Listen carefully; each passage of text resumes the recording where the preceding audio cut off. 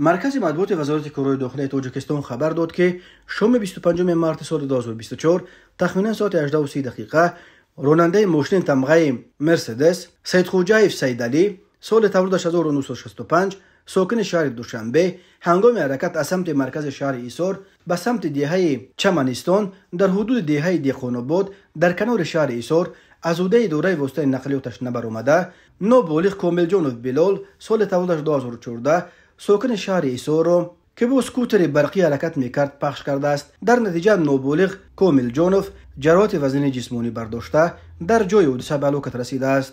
وزارت کارهای داخلی گفت تحقیق این حادثه ادامه دارد. مرکز مطبوعات وزارت کارهای داخلی تاجیکستان قبلا خبر داده بود که اخیراً در دو صدمه مرگ‌آور در ایسار و ترسونزاده 2 نفر از جمله یک کودک 9 ساله و یک 10 مرده یا چوپان جان باختند. راه‌های تاجیکستان از لحاظ صدمه‌های مرگ‌آور راه‌های پرخطر دانسته می‌شوند. سال 2023 در راه‌های جمهوری در 1111 صدمه 519 نفر به هلاکت رسیده، 1179 کس دیگر مجروح شدند.